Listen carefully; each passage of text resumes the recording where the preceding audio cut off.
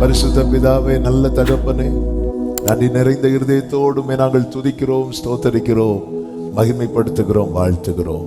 உடைய கிருபை எவ்வளவு அருமையானது. அதனாலே உடைய செட்டை நிழலிலே வந்தடைந்திருக்கிறோம் அப்பா. கடந்த 3 மாதங்கள் எங்களை கண்மணி போல பாதுகாத்து கிருபையாய் சுமந்து வந்த அன்புக்காக ஸ்தோத்திரம். இந்த புதிய மாதத்தை கிருபையாய் காண செய்து உங்க சமூகத்திலிருந்து துவங்கும்படிக்கு எங்களை உடைய சமூகத்தில் அழைத்து கொண்டு வந்திருக்கிற அன்புக்காக நன்றி ராஜா. இந்த கொடுகை முழுவதையும் ஆவியானவர் பொறுப்படுத்திக் கொள்வீராக. பாட, துதிக்க, ஆராதிக்க, ஜெபிக்க கிருபை தாரும். எங்களோடு பேசும் வார்த்தையினாலே எங்களை பலப்படுத்தி எங்களை வழி நடத்தும். வந்திருக்கிற ஒவ்வொருவருக்காக ஸ்தோத்திரம். இன்னும் வர வேண்டியவர்களை தடையில்லாமல் அழைத்து கொண்டு வருவீராக. ஆன்லைன் மூலமாக இணைந்திருக்கிறவர்களுக்காக ஸ்தோத்திரம். அவர்களும் இருக்கிற இடத்துல பிரசன்னத்தை அனுபவிக்க கிருபை செய்யும். எங்களுக்கு அல்ல கர்த்தாவே, எங்களுக்கு அல்ல, உடைய நாமத்திற்கு மாத்திரம் மகிமை வரப்படும். அடியாரை மறைத்து நீர் வெளிப்படுவீராக. எல்லாவற்றையும் கிருபையாய் அனுகூலமாக்கி தாரும். இரத்தத்தால் எங்களை கழுவி தூய்மையாக்கும், பரிசுத்தப்படுத்தும். வல்ல நாமம் எங்களில் மகிமைப்பட கிருபை செய்யும். எல்லா கன மகிமை துதி ஸ்தோத்திரங்கள் ஒருவருக்கே செலுத்துகிறோம், இரட்சகர் இயேசு கிறிஸ்துவின் நாமத்தில் பிதாவே, ஆமென். ஆமென். நல்லவர் இயேசு கிறிஸ்துவின் இனிய நாமத்தினாலே புதிய மாதத்தின் காலை வேளையில வந்திருக்கிற உங்கள் அனைவரையும் வாழ்த்துகிறேன். கர்த்தர் உங்களை ஆசீர்வதிப்பாராக. ஆன்லைன் மூலமாக இணைந்திருக்கிற எல்லா தேவ பிள்ளைகளையும் வாழ்த்துகிறேன். கர்த்தர் உங்கள் ஒவ்வொருவரையும் ஆசீர்வதிப்பாராக. நமக்கு நடந்ததை நினைப்பதுக்கு மேல கர்த்தர் நம்மை நடத்தினதை நினைக்கணும். ஹல்லேலூயா, ஆமென். ஒரு மாத தேவையை அந்த மாதம் துவங்கிறதுக்கு முன்னாடி தந்தும் தேவனால் நடத்த முடியும். அன்றன்று உள்ள தேவையை தந்தும் நடத்த முடியும். அந்தந்த வேளையில் உள்ள தேவையை தந்து நடத்த முடியும். நம் தேவன் உண்மை உள்ளவர். சிங்க குட்டிகள் தாழ்ச்சி அடைந்து பட்டினியாயிருக்கும். கர்த்தரை தேடுகிறவர்களுக்கோ ஒரு நன்மையும் குறைவு படாது. ஹல்லேலூயா. கர்த்தர் உங்களை ஆசீர்வதிப்பாராக. நன்றாய் தெரிந்த பழகின நம்மை அதிகமாய் தேற்றுகிற ஒரு வார்த்தை தான் பரிசுத்த ஆவியானவர் இந்த மாதத்துக்கான வாக்குத்தத்தமாய் நினைவிலே கொண்டு வந்தார். ஏசாயா 41வது அதிகாரம். ஏசாயா 41வது அதிகாரம் அதனுடைய 10வது வசனத்தை வாசிக்கிறேன். ஏசாயா 41:10. நீ பயப்படாதே, நான் உன்னுடனே இருக்கிறேன். திகையாதே, நான் உன் தேவன். நான் உன்னை பலப்படுத்தி உனக்கு சகாயம் பண்ணுவேன். என் நீதியின் வலது கரத்தினால் உன்னை தாங்குவேன். கரங்களை உயர்த்தி ஹல்லேலூயா. நான் உன்னை பலப்படுத்தி உனக்கு சகாயம் பண்ணுவேன். சில வாரங்களுக்கு முன்பதாக இந்த வார்த்தை பரிசுத்த ஆவியானவர் என் கண்ணை விட்டு விலக்கவே இல்லை. ஆமென். நான் உன்னை பலப்படுத்தி, I will strengthen you and help you. நான் உன்னை பலப்படுத்தி. நம் தேவனை குறித்து வேதம் சொல்லுகிறது, யோபு 9:4, அவர் இருதயத்தில் ஞானம் உள்ளவர், பலத்தில் பராக்கிரமம் உள்ளவர் என்று சொல்லப்பட்டிருக்கிறது. மைட்டி இன் ஸ்ட்ரெங்த். தேவனுடைய பலத்தின் விசேஷம் என்ன தெரியுமா? அவர் பலத்தில் பராக்கிரமம் உள்ளவர். பராக்கிரமம் செய்கிறதுனாலே மேற்கொள்ளுகிறது. அவருடைய பலத்தால எந்த ஒரு பலவீனமானவனையும் பலப்படுத்த முடியும். இதுதான் தேவனுடைய பலத்தின் விசேஷம். எனவேதான் 1 நாளாகமம் அதனுடைய 29:12 சொல்லப்பட்டிருக்கிறது, எவரையும் மேன்மைப்படுத்தவும் பலப்படுத்தவும் உம்முடைய கரத்தினால் ஆகும். எவரையும் மேன்மைப்படுத்தவும் பலப்படுத்தவும் உம்முடைய கரத்தினால் ஆகும். பொதுவாகவே யாருக்கு பலன் தேவை தெரியுமா? யாருக்கு பலன் தேவை? கரெக்டா சொல்றீங்க, கோரஸா சொல்றீங்க. அப்புறமா எல்லாருக்குமே பலன் இல்லாதவர்களுக்கு, தளர்ந்தவர்களுக்கு, பயந்தவர்களுக்கு, முடக்கப்பட்டிருக்கிறவர்களுக்கு, நம்பிக்கை இழந்தவர்களுக்கு ஆண்டவர் சொல்லுகிறார், நான் உன்னை பலப்படுத்தி உனக்கு சகாயம் பண்ண. ஆண்டவர் செய்கிற உதவியில எல்லா உதவியும் நமக்கு தேவை. அதுல ரொம்ப முக்கியமான உதவி என்ன தெரியுமா? பலப்படுத்துறது. பலப்படுத்துறது. இந்த தேவ சமூகத்தில் இருந்து பலப்படுவதை போல மேன்மை வேற ஒண்ணுமே கிடையாது. வேதம் என்ன சொல்லுகிறது? கர்த்தருக்கு காத்திருக்கிறவர்கள் புது பலனை அடைந்து, புது பலன். ஏன்னா அது கர்த்தர் கொடுக்கிற பலன். அவர்கள் கர்த்தர் அந்த பலத்தினால என்னெல்லாம் பண்ண முடியுமா? உயர எழும்ப முடியும், ஓட முடியும், நடக்க முடியும். கர்த்தர் பலப்படுத்தி சகாயம் பண்ணுகிறவர். நமக்கு இந்த காலை வேளையில் நேரம் சுருக்கமா இருக்கிறதுனால பத்மு தீவில் யோவான் பலப்பட்ட காரியத்தை குறித்து ஒரு சில காரியங்களை உங்கள் முன்பாக வைத்து நான் ஜெபிக்க விரும்புகிறேன். வருகிற நாட்களிலே தொடர்ந்து நாம் இந்த செய்தியை கேட்க போகிறோம். கர்த்தர் நல்லவர். இந்த பத்மு தீவில் யோவானுக்கு கொடுக்கப்பட்ட மரண தண்டனை அது. யோவானுடைய முடிவு என்று டொமிஷியன் எழுதுகிறான். அவ்வளவுதான், இந்த யோவானுடைய கதை இதோடு முடிந்தது. இந்த பத்மு தீவில் இதற்கு முன்பாக இதே போல தண்டிக்கப்பட்டவர்களுடைய எலும்பு கூட வேண்டுமானால் இருக்கலாம். அங்க வேற ஒண்ணுமே கிடையாது. சுற்றிலும் சமுத்திரம். சமுத்திரத்தின் நடுவில் இந்த யோவான் இருப்பதை பார்க்க முடியும். சமுத்திரத்தின் நடுவில் பத்மு என்னும் தீவில் எல்லாம் முடிந்தது. எல்லாம் முடிந்த சூழ்நிலை. இந்த நேரத்தில் தான் கர்த்தர் அவனை பலப்படுத்துகிறார். அதுதான் நம்ம கேட்டோம். எவரையும் பலப்படுத்த முடியும். எவரையும், எந்த சூழ்நிலையில் இனி இவங்களெல்லாம் எழும்ப முடியாது, பலப்படுத்த முடியும். அதாவது வாழ்க்கையே வெறுத்து சூறை செடிக்கு கீழே போதும் என்று படுத்தவனுக்கு பலப்படுத்துறதுக்கு வேண்டி அப்பத்தை பக்கத்தில் வச்சுட்டு போயிட்டார். அந்த போஜனத்தின் பலத்தினாலே என்று சொல்லப்பட்டிருக்கிறது. அப்ப என்ன பலப்படுத்த என்ன செய்யணும்னு என் பலனாகிய கர்த்தருக்கு தெரியும். எல்லாரும் இந்த வார்த்தை இந்த காலை வேளையில் அறிக்கையிடுவோமா? என்னை பலப்படுத்த என்ன செய்ய வேண்டும் என்று என் பலனாகிய கர்த்தருக்கு தெரியும். ஆமென். யோசேப்புக்கு தெரியுது பாருங்க.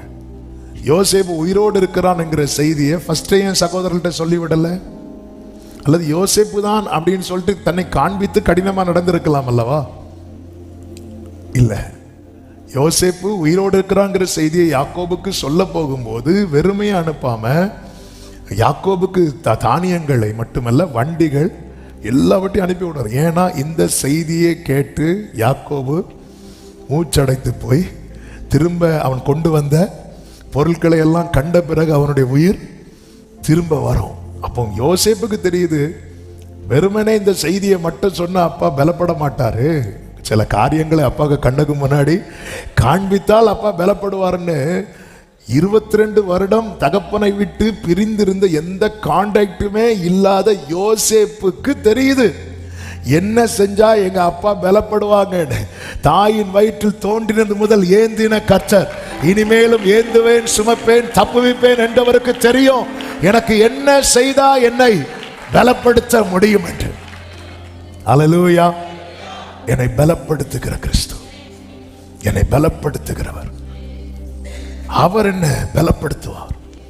இந்த பத்மு தீவிலே கர்த்தர் யோவானை பலப்படுத்தின 5 விதங்களை நான் வேகமாய் சொல்லி செபிக்கிறேன். முதலாவது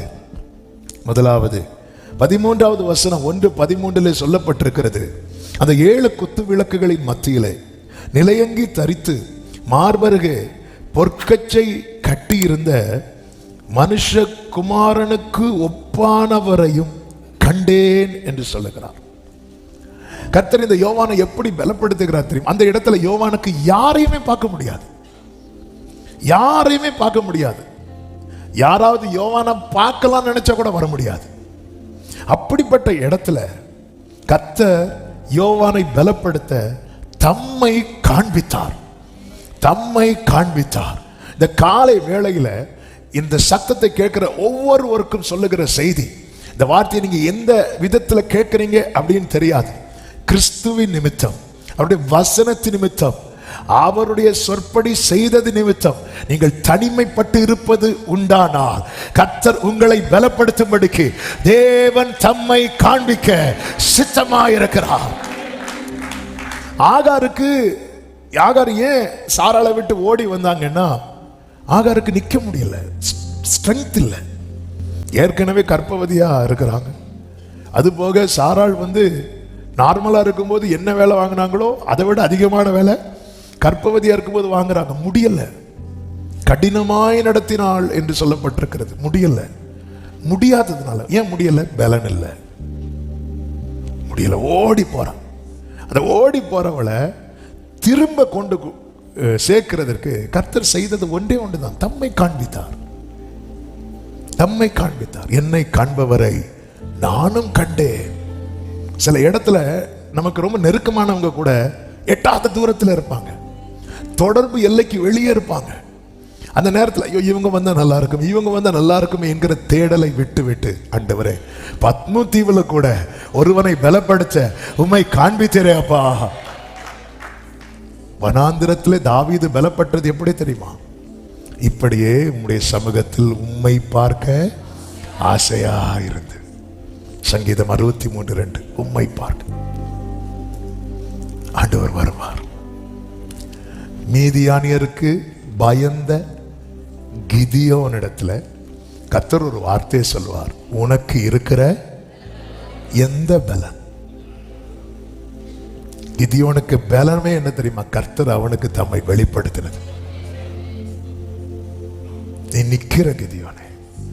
நார்மலா அந்த டைம்ல தேவதூதனை கண்டாலே ஜனங்க என்ன சொல்லி அழுவாங்க தெரியுமா? நாங்க செத்து போக போறோம். யாரை பார்த்துட்டோம்? அவரை பார்த்துட்டோம். மோசே நீங்க மட்டும் போயிட்டு வாங்க, நாங்க வர மாட்டோம், நாங்க எதுக்கு சாகணும்னு இஸ்ரவேலர் எல்லாம் அந்த மலைக்கு தூரமா நின்னாங்க. கர்த்தர் தம்மை வெளிப்படுத்துகிறார். கிதியோனுக்கு தம்மை வெளிப்படுத்தி கிதியோனை பலப்படுத்தி கிதியோனை அனுப்புகிறார். ஆமை பலன் இல்லாம இப்ப கிதியோனை குறித்த தேவ திட்டம் ரொம்ப பெருசு. கிதியோனை வைத்து ஒரு மனிதனை முறியடிப்பது போல மீதியானியரை முறியடித்து இஸ்ரவேலருக்கு மீட்பை கொடுக்கணும். ஆனா கிதியோனுக்கு என்ன இல்லை? பலன் இல்லை, பலன் இல்லை. கர்த்தர் தம்மை வெளிப்படுத்தினார், அவ்வளவுதான். ஹல்லேலூயா. ஆண்டவர் எனக்கு பலன் இல்லை அப்படின்னு ஃபீல் பண்ணும்போது நம்முடைய தேடல் உண்டாகட்டும். நம்முடைய தேடல், நான் நம்புறேன் கண்டிப்பா யோவானுக்கு அந்த தேடல் இருந்திருக்கும். அப்பா அன்னைக்கு நாங்க மார்பிளஸ் சாய்ந்திருந்தேன் அப்பா. ஆமே, உம்மார்பில் சாய்ந்தால் சுகமே. தேடல். நீங்க முழு இருதயத்தோடு தேடுவீர்களானால் நீங்க தேடும் போதே நான் உங்களுக்கு காணப்படுவேன் சொல்லுகிறார். ஆண்டவர் வெளிப்பட்டார்னா அப்படியே ஃபுல்லா நமக்கு முன்னாடி காட்சி தருவதல்ல, காட்ஸ் பிரசன்ஸ். மெய்யாகவே பாருங்க, யோவான் ஸ்நானன் இயேசுவை பற்றி பேசிக் கொண்டிருக்கும் போதே ஃபீல் பண்ண ஆரம்பிச்சிட்டார். நீங்கள் அறியாதிருக்கிற ஒருவர் உங்கள் நடுவில் நிற்கிறார். நம்மளால ஃபீல் பண்ண முடியும், நம்மளால ஃபீல் பண்ண முடியும். ஹல்லேலூயா. நம்மளால அதை உணர முடியும். நம்ம படுத்திருக்கும் போது பக்கத்தில் அவர் உட்காருவதை உணர முடியும். நம்ம தனிமையில் பயணிக்கும் போது நம்ம கூட இருப்பதை உணர முடியும். நம்ம மனம் பேசி கொண்டிருப்பதை ஒருவர் லிசன் பண்ணிட்டு இருக்கிறத நம்மளால உணர முடியும். காணப்பட்டார். இரண்டாவதாக கர்த்தர் அவனை பலப்படுத்த என்ன செய்கிறார் பாருங்கள். 17வது வசனத்திலே, நான் அவரை கண்டபோது செத்தவனை போல அவருடைய பாதத்தில் விழுந்தேன். அப்பொழுது அவர் தம்முடைய வலது கரத்தை என் மேல் வைத்தார். ஹல்லேலூயா. நாம் எதை தொடுதல், அவர் வலது கரத்தை வைத்தார், வலது கரத்தை வைத்தார். ஆமே, என்னை பலப்படுத்த, என்னை தொட்டாதான் இவன் பலப்படுவானா? என்னை தொட தயங்காத ஒருவர், என்னை தொட்டால் தீட்டு என்று எண்ணாத ஒருவர், என்னை விரும்பி தொடுகிற ஒருவர், அவர் தமது வலது கரத்தை. அந்த வலது கரத்தை குறித்து வேதம் என்ன சொல்லுகிறது? அவருடைய வலது கரம், ஆமென், யாத்திராகமம் 15:6 சொல்லப்பட்டிருக்கிறது, உம்முடைய வலது கரம் பலத்தினால் மகத்துவம் சிறந்திருக்கிறது என்று சொல்லப்பட்டிருக்கிறது. வலது கரத்தை வைக்கிறார்னாலே, ஆமென், அவன் ஏன் செத்தவனை போல விழுகிறான் தெரியுமா? அவனுக்குள் இருந்த பலன் முற்றிலும் போய்விட்டது. ஒருத்தன் பலன் கம்ப்ளீட்டா இல்லைன்னாலே ஃபெயிண்ட் ஆயிடுவான், அவ்வளவுதான். எங்க ஒரு வேளை சாப்பிடல, 2 வேளை சாப்பிடலைனாலே தலை கறங்கி கீழே விழுந்துரும். இவ்வளவுதான் நம்ம பலன். ஹல்லேலூயா, ஆமென். இவ்வளவுதான் நம்ம பலன். அவன் அடி பார்க்கிறான், மொத்தத்திலேயே அவர் அடிபட்டு வரார் யோவான். அங்க சாப்பாடும் கிடையாது, ஒண்ணுமே கிடையாது. இது கடையில இப்படி ஒரு தாங்க முடியாத ஒரு காட்சி அது. அவர் செத்தவனை போல பாதத்தில் விழுந்துட்டான். ஆமே, கர்த்தர் தம்மை வெளிப்படுத்துவார். தேடுங்கள், உங்களை பலப்படுத்த அவர் பாதத்தில் விழுங்கள். அவர் தமது வலது கரத்தை வைப்பார். ஆமே, நமக்கு வேண்டிய அத்தனை பலமும் எங்க இருக்கிறது தெரியுமா? கர்த்தருடைய வலது கரத்தில் இருக்கிறது. ஹல்லேலூயா. நீதியின் சூரியன் உதிக்குமாம், அதன் செட்டையின் கீழே என்ன இருக்கும் தெரியுமா? ஆரோக்கியம் இருக்கும். யார் அந்த நீதியின் சூரியன்? நம் ஆண்டவராகிய இயேசு கிறிஸ்து இந்த உலகத்திலே வந்து எந்த மனுஷனையும் பிரகாசிப்பிக்கிற மெய்யான ஒளி அவர். ஆமென் சொல்லுங்க பார்க்கலாம். அவர் வலது கரத்தை வைக்கிறார் பலப்படுத்த. தாவீது சொல்லுகிறார் சங்கீதம் 18:35, உம்முடைய வலது கரம் என்னை தாங்குகிறது. பலப்படுத்துறதுக்கு மட்டும் இல்ல, தாங்குவதற்கும். சங்கீதம் 48:10 சொல்லப்பட்டிருக்கிறது, உமது வலது கரம் நீதியால் நிறைந்திருக்கிறது. ஹல்லேலூயா. கர்த்தர் தமது வலது கரத்தை வைக்கும் போது யார் மேல் அந்த கரம் வைக்கிறாரோ அவர்களுக்கு என்ன நம்பிக்கை உண்டு தெரியுமா? இந்த பூமியிலே என் நியாயம் எடுபட்டு போனாலும் பரலோக தேவன் நிச்சயமாய் எனக்கு நீதி செய்வார். ஹல்லேலூயா. அவரை தேடுங்கள், நீங்கள் பலப்படும்படி அவர் உங்களுக்கு தென்படுவார். அவர் பாதத்தில் விழுங்கள், அவர் சமூகத்தில் அவர் பலப்படுத்துவார். எப்படி கையை வைக்கிறார்? ஆண்டவர் சமூகத்தில் வர்றவங்க எல்லாம் பாருங்க, ஒரு குஷ்டரோகி இயேசுவின் பாதத்தில் விழுந்து, உமக்கு சித்தமானால் என்னை சுத்தமாக்க உம்மால் கூடும் என்று சொன்ன போது வேதம் சொல்கிறது அவர் மனது உருகி. பாதத்தில் இருக்கிறவன் மேல கர்த்தருக்கு ஒரு ஸ்பெஷல் கேர் இருக்கு. Special care. அது ஒரு பாவியாகிய ஸ்திரீ பாதத்தில் வந்ததும் இயேசு அவளை அப்படி பார்த்துட்டே இருக்கிறார். ஒரு ஸ்பெஷல் கேர். அப்பா சமூகத்தில் எதுனால நீங்க ஓடி வந்து அப்பா சமூகத்தில் அழ ஆரம்பிச்சிட்டீங்கன்னா, இயேசு நாமத்தில் ருசித்து சொல்றேன், உங்க மேல அப்பாவுடைய அந்த கேரே ரொம்ப டிஃபரெண்டா இருக்கும். உங்ககிட்ட பேசுறது டிஃபரெண்டா இருக்கும், அவங்களோட இடைபடுறது வித்தியாசமா இருக்கும். அவர் தமது வலது கரத்தை அந்த குஷ்டரோகியை கை நீட்டி தொடுறார். ஏன்னா இந்த கையில் என்ன இருக்குன்னு அவருடைய வலது கரத்துல பலத்தினால் மகத்துவம் நிறைந்திருக்கிறது. இந்த கரம் தாங்குகிறது. இந்த கரத்துல நீதி இருக்கிறது, நீதி இருக்கிறது, நீதி இருக்கிறது. ஆமென். ஒரு தேவ பிள்ளைக்கு பலன் ஆண்டவர் தொடரார். 3வது பாருங்க, அவனை பலப்படுத்தும்படி இந்த பத்ம தீவில் அத்தனை நம்பிக்கை மற்ற போன இடத்துல கர்த்தர் அவனுக்கு நம்பிக்கை கொடுக்கிறார். அந்த நம்பிக்கை தான் என்ன தெரியுமா? அதே 17வது வசனத்திலே கர்த்தர் கையை வைத்து அவனை பார்த்து சொல்லுகிறார், பயப்படாதே. ஆண்டவர் பயப்படாதேன்னு சொல்றாருனாலே there is a future hope. அவ்வளவுதான். ஆண்டவர் பயப்படாதேன்னு சொல்றாருனாலே ஆமென். ஹல்லேலூயா. ஒரு மனிதன் பயப்படாதே என்று சொல்லுகிற வார்த்தையை நம்ம அவ்வளோ நம்புகிறோம். எல்லாவற்றையும் ஜெயித்தவர், தோல்வியை காணாதவர், தோற்க தெரியாதவர், எல்லா அதிகாரத்தை உடையவர், வானத்தை சிங்காசனமாய் பூமியை பாதபீடமாய் உடையவர். அவர் சொல்ற பயப்படாத. எப்படி நம்பிக்கையை கொடுக்கிறார் பாருங்கள். நான் முந்தினவரும் நான் பிந்தினவருமாயிருக்கிறேன், உயிருள்ளவருமாயிருக்கிறேன் என்று நம்பிக்கையை கொடுக்கிறார். He is alive. நல்ல கவனிங்க. இயேசு மரித்து விட்டார் என்று நினைத்த போது சீஷர்கள் பயந்து ஒரு அறை கதவை அடைத்துக் கொண்டிருந்தார்கள். இயேசு உயிரோடு எழுந்தார் என்கிற முழு நம்பிக்கை வந்த பிறகு அவர்கள் எருசலேமிலே போய் தேவாலயத்தில் தேவனை மகிமைப்படுத்திக் கொண்டிருந்தார்கள். ஒரு தேவ பிள்ளையினுடைய நம்பிக்கை எதில் இருக்கிறது தெரியுமா? அவர் உயிரோடு இருக்கிறார். எல்லாவற்றையும் இழந்து வெல்த் கம்ப்ளீட் அவுட். யோபுக்கு ஹெல்த்தும் கம்ப்ளீட் அவுட். சிலருக்கு ஹெல்த் இருக்கும், வெல்த் இருக்காது. சிலருக்கு வெல்த் இருக்கும், ஹெல்த் இருக்காது. இது எதுவுமே இல்லை, உயிர் மட்டும் இருக்கு. இப்போ யோபுவை சாட்சி கூட்டத்தில் எழுப்பி விட்டு சாட்சி சொல்லுங்கன்னு சொன்னா அவருடைய சாட்சி ஒன்றே ஒன்றுதான், எனக்கு ஜீவனை தந்ததும் அல்லாமல் தயவும் பாராட்டினீர், உடைய பராமரிப்பு என் ஆவியை காப்பாற்றினது. இதுக்கு மேல சொல்றதுக்கு ஒண்ணுமே இல்லை. இன்னும் சொல்லணும்னா அந்த முந்தின காலத்தை பேச ஆரம்பிச்சிருவார். முந்தின காலம் எப்படி இருந்துச்சு தெரியுமா? சர்வ வல்லவர் என்னோடு இருந்தார், என் பிள்ளைங்க எல்லாம் என்ன சுத்தி இருந்தாங்க. ஆமென். இந்த ரகசிய சீலை கூடாரத்தில் இருந்துச்சு. என் காலையை நான் நெய்யினால கழுவுனேன், இப்ப எனக்கு ஒரு டீ கூட கிடைக்க மாட்டேங்குது. இவ்வளவுதான். இது நடுவில் யோபு சொல்றாரு, நான் பார்ப்பேன் அந்நிய கண்களால் அல்ல, என் சொந்த கண்களால். எதை வச்சு சொல்றீங்க யோபுவே? என் மீட்பர். நல்ல கையை தட்டி அப்பாக்கு மகிமை. உயிரோடு இருக்கிறார். இந்த மாசத்துல எல்லாரும் இதை நினைப்போம், அதுக்கப்புறம் மறப்போம். இல்ல, ஆமென்.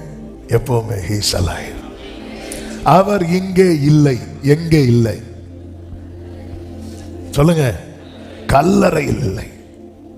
உயிரோடு இருக்கிறவரை மரித்தவர்களிடத்தில் தேடுகிறது என்ன? அதன் அர்த்தம் என்ன? இந்த பூமியிலே வந்து வளர்ந்து தங்களை புனிதராக்கி கொண்டவர்கள் உண்டு, தங்களை தெய்வமாக்கி கொண்டவர்கள் உண்டு. ஆனால் அவர்கள் எல்லாருமே மரணத்துக்கு முன்பாக தோற்று போனார்கள். இயேசுவை அந்த லிஸ்ட்ல வச்சிராதீங்க. அவர் சர்வ வல்லமை உள்ள தேவன். ஹல்லேலூயா. நான் முந்தினவரும் நான் பிந்தினவர். அதாவது இந்த வேர்டு ஒருத்தனை பலப்படுத்துது. இதுதான் தேவ பிள்ளைங்க புரிந்து கொள்ளணும். நம்ம எல்லாம் நம்மை பலப்படுத்துகிற வேர்டா எதை பார்க்கிறோம் தெரியுமா? கர்த்தருடைய வாளாக்காமல் அது எல்லாமே இவருக்குள்ள இருக்குன்னு நமக்கு தெரிய மாட்டேங்குது. வாக்குத்தத்தங்கள் எல்லாம் கிறிஸ்துவுக்குள் ஆம் என்றும். முதல்ல இந்த வெளிச்சம் வரட்டும். என் பலன் என்ன? என் பலனே நீங்க தான்ப்பா. ஹல்லேலூயா. You are my strength. அதனால தாவீது அடிக்கடி எப்படி தேற்றுவார் தெரியுமா? நீர் என் பலன்.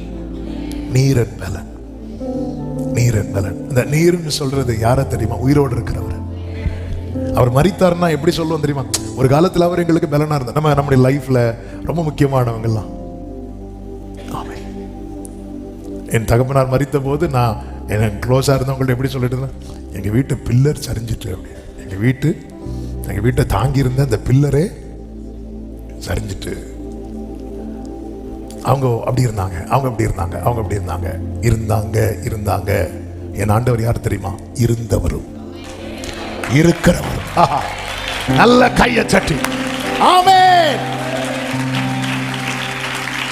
அவர் உயிரோடு இருக்கிறார். பக்கத்துல பார்த்து சொல்லுங்க, அவர் உயிரோடு இருக்கிறார்.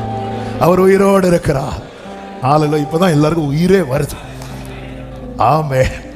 கர்த்தர் நல்லவர். அவர் எப்படி பலப்படுத்துகிறார்?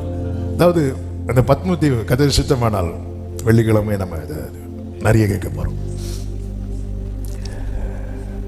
நம்பிக்கையை கொடுக்கிறார், தம்மை காண்பிக்கிறார், கையை எப்படி மேல வைக்கிறார். அதாவது நம்மளை எல்லாரும் விரும்பி தொடுவாங்களாங்க. உங்களை எத்தனை பேர் விரும்பி தொடுவாங்க? 1 2 எதுக்கு தொடுறாங்க? 3 எப்ப தொடுவாங்க? இது ரொம்ப முக்கியம். குற்றுயிராய் ஒருத்தன் கீழே விழுந்தான் பார்த்தீங்களா? எருசலேமிலிருந்து எரிகோவுக்கு போகும்போது அந்த ஆசாரியனும் லேவியனும் தொடதான் போனாங்க. அதனால தான் வேதம் சொல்கிறது பக்கமாய் விலகி. ஏன்னா எருசலேமிலிருந்து போனவன் அல்லவா. ஒருத்தனை பார்த்தாலே தெரியும், இவன் நம்ம ஆளு. கிட்ட போயிட்டு வேண்டாம் ரிஸ்க், விலகி போனாங்க. அந்த இடத்துல தான் ஒரு சமாரியன் வரார். அவனை கண்டு மனதுருகி, அவனை கண்டு மனதுருகணும்னா கொஞ்சம் வெயிட் பண்ணணும், பார்த்துட்டே இருக்கணும். நம்ம போற வழியிலாம் எவ்வளவு ஆக்சிடென்ட் பார்க்கிறோம். நின்று மனதுருகிட்டா போவோம். அப்ப நான் பாத்திர மாட்டேன், அப்படி சொல்லிட்டு தானே போவோம். அவர் கண்டு மனதுருகி இங்க உருகும் போது கை நீண்டுட்டு. எப்பவுமே எந்த சிச்சுவேஷன்லையும் நம்மை விரும்பி தொடுவதற்கு ஒருவர் மட்டும்தான். கோவிட் வந்த போது உறவுகள் கூட தொட யோசித்தாங்க. அவர் ஹல்லேலூயா விரும்பி தொடுவார். பயங்கரமான குழியிலும் உளையான செட்டிலும் இருந்து தூக்கி எடுத்து நம்ம ஒருத்தங்க சாப்பிட்டுட்டு இருக்கிறாங்க, அந்த கையை கூட நம்ம கொடுக்க மாட்டோம். தப்பி தவறி ஒருத்தங்க அப்படி கை தந்தா கூட நம்ம இங்கே தான் பிடிப்போம். ஆமென். ஆண்டவர் பாருங்க, பரிசுத்தமுள்ள தேவன் இந்த பாவியின் கையை பிடித்தார். எல்லாரும் நினைச்சிட்டு இருந்தாங்க இந்த பாவியின் கை பிடிச்சதும் அவர் கை அழுக்காகணும். இல்லை இல்லை இல்லை, இந்த கையை பிடிச்சதும் என் கை சுத்தமாயிட்டு. அவருடைய பரிசுத்தத்துக்கு அவ்வளோ பவர் இருக்கிறது, அவருடைய பலத்துக்கு அவ்வளோ பவர் இருக்கிறது. அவர் நம்பிக்கையை கொடுத்தார். 2 வார்த்தையை சொல்லி ஜெபிக்கிறேன். 4ஆவதாக, அவரை குறித்து இன்னும் அறிந்து கொள்ள வைக்கிறார். அதுதான் 18வது வசனம். மரித்தேன், ஆனாலும் இதோ சதா காலங்களிலும் உயிரோடு இருக்கிறேன். ஆமென். அடுத்த வார்த்தை, நான் மரணத்திற்கும் பாதாளத்திற்கும் உரிய திறவுகோல்களை உடையவராயிருக்கிறேன். கைகளை உயர்த்தி ஆமென் சொல்லுங்க பார்க்கலாம். இது பலமுறை சொல்லப்பட்ட ஒரு வார்த்தை. அநேக தரம் வர்ஷிப் பண்ண ஆரம்பத்திலிருந்து பரிசுத்த ஆவியானவர் இந்த வார்த்தையை கொண்டு பேசி ஆமென். டொமிஷியன் இந்த யோவானை பத்மத்தீவில் போட்டது எதுக்கு தெரியுமா? சாகிறதுக்கு. கர்த்தர் என்ன சொல்றார் தெரியுமா?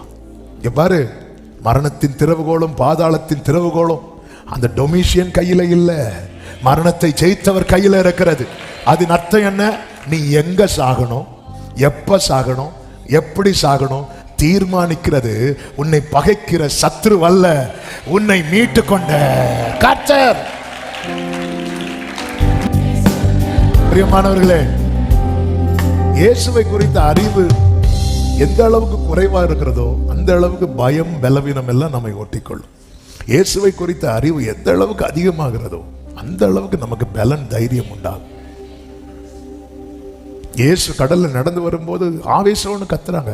அவ்வளவுதான் அறிவு அவங்களுக்கு தெரியல. இயேசு சொல்ல நான் தான், இது இயேசுன்னு தெரிஞ்சதும் கடல்ல குதிக்கிறான், கடல்ல இறங்குறான் பேதுரு. அதுக்கப்புறம் உள்ள போய் வெளியே வந்ததுல 2வது, ஆனா இறங்குறார்ல. அவரை குறித்த அந்த அறிவு தான் பாருங்கள். 40வது வயதுல மோசே எகிப்தை விட்டு பயந்து ஓடினான் இருக்கு பைபிள். ஏன்னா தேவனை குறித்த அறிவு இல்லை. ஆனால் தேவனை 80வது வயதுல சந்திக்கிறார். ஆண்டவரே உங்க பேர் என்ன அப்படின்னு கேட்கிறாரு.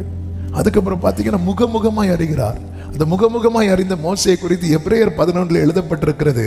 எபிரேயர் 11:27 விசுவாசத்தினாலே அவன் அதரிசனமானவரை தரிசிக்கிறது போல உறுதியா இருந்து ராஜாவின் கோபத்துக்கு பயப்படாமல் எகிப்தை விட்டு போனான் இருக்கு. ஆமென். அங்க தலைப்பிள்ளை சங்காரம் வர அடிச்சாச்சு.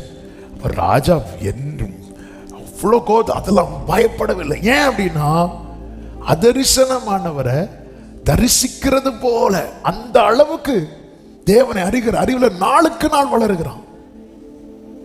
யாத்ரா 33 நீங்க வீட்டில் போய் படிங்க. அதனுடைய 12, 13 வசனங்களை படிக்கும் போது ஆண்டவரே உம்முடைய கண்களில் எங்களுக்கு கிருபை கிடைச்சதுன்னா இன்னும் உண்மை அறியணும் அப்படின்னு கேட்பார். இன்னும் அறியணும்.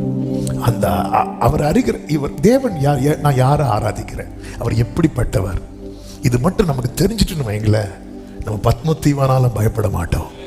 எரிகிற அக்கினி சூளைக்கு ஆமென். இந்த சாத்ராக் மேஷாக் ஆபேத்நேகோக்கு பயப்படாத காரணம் என்ன?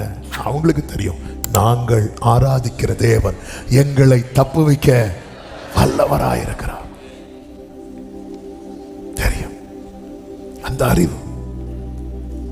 அப்ப நமக்குள்ள ஏன் இன்னும் அந்த பயம் பிடிக்குதுன்னா, நம்ம பல வருட விசுவாசிகளா இருப்போம். கேட்டது நாங்களாம் பிறந்ததுலேருந்தே, நாங்கள் பிறந்து விழுந்ததே பெந்தேகோஸ்தே சர்ச்சில் தான். சொல்றது நல்லா இருக்கு. ஆனால் நமக்குள்ள எது குறைவா இருக்கு தெரியுமா? தேவனை குறித்த அறிவு.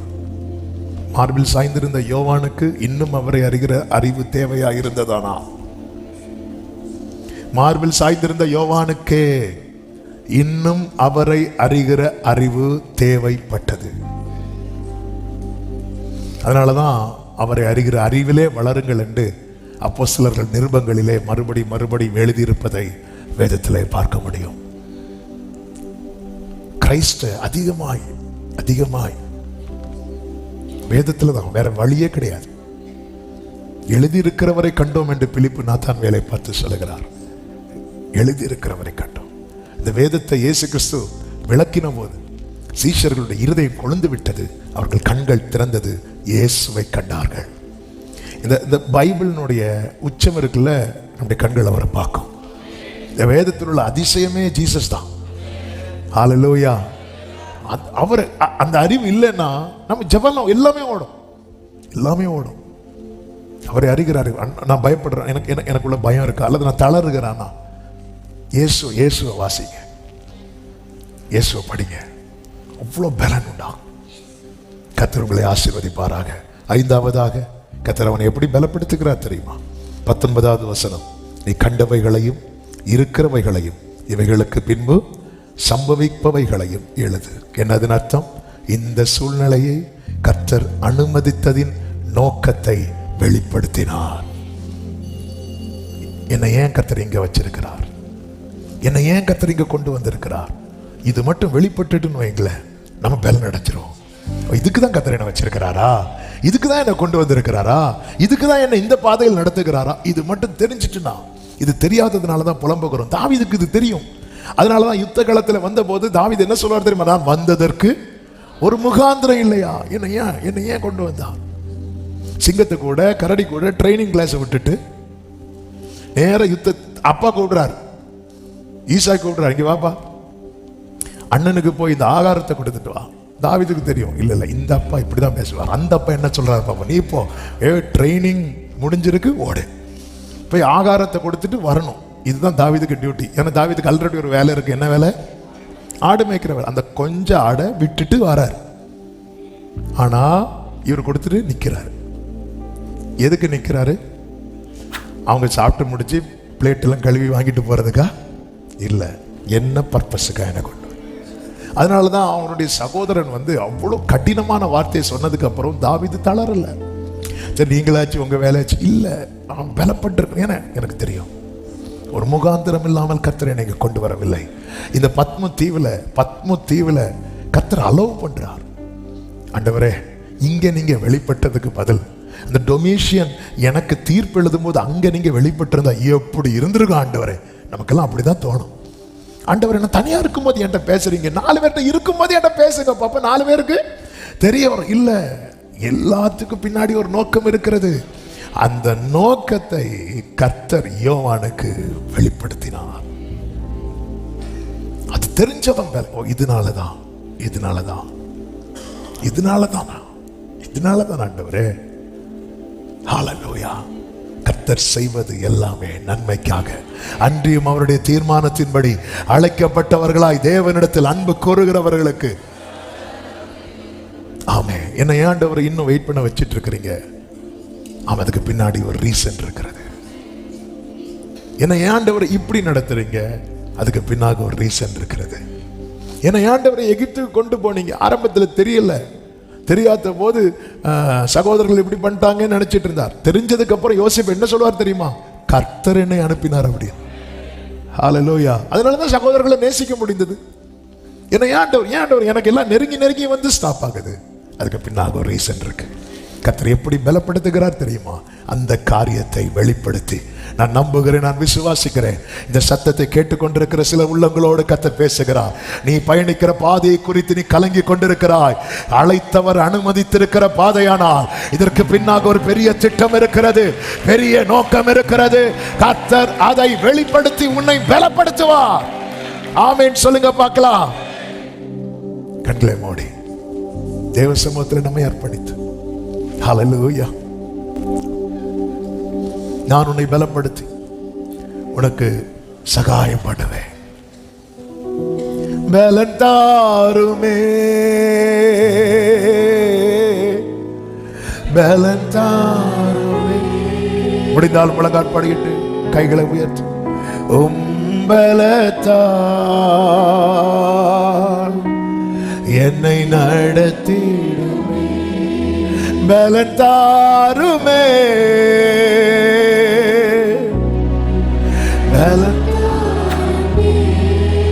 உங்க பலத்தா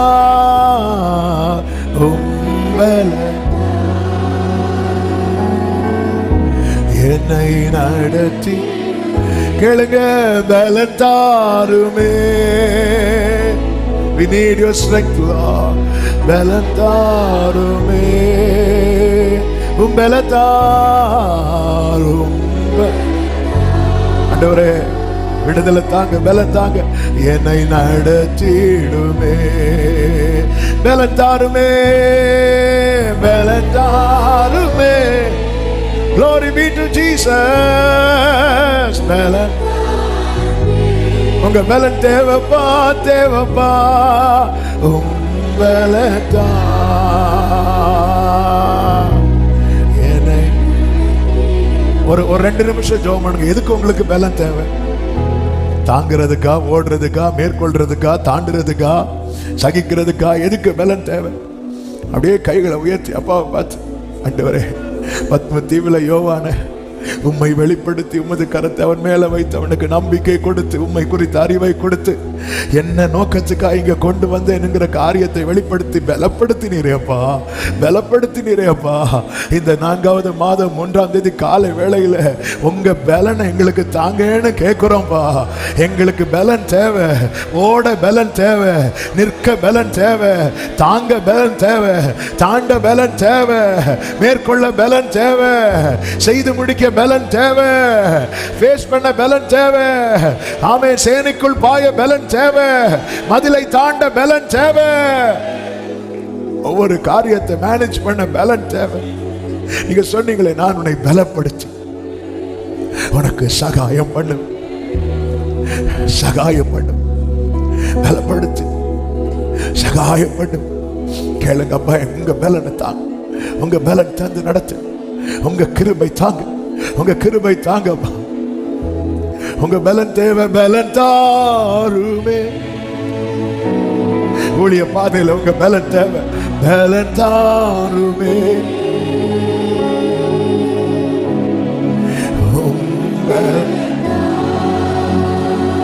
எங்க திராணி உங்களுக்கு தெரியும், எங்க பலவீனம் உங்களுக்கு தெரியும், பலன் தாருமே.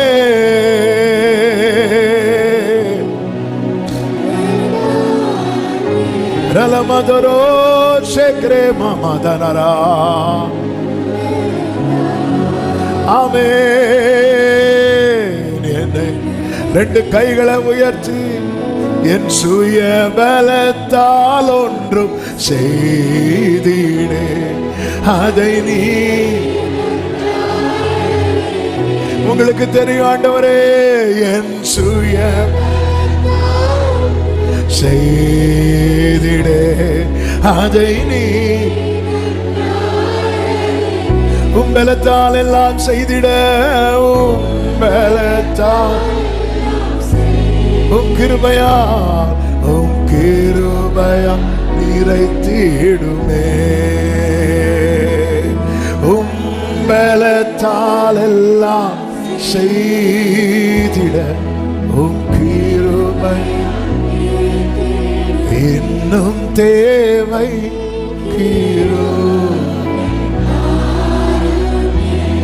இன்னும் தேவை.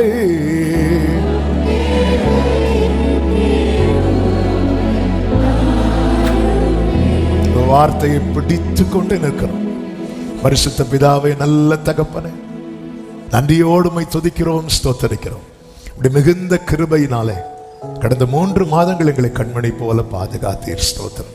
இந்த புதிய மாதத்தை உங்க சமூகத்திலிருந்து துவங்கும்படிக்கு நீர் பாராட்டின எல்லா கிருபைகளுக்காக நன்றி செலுத்துகிறோம்.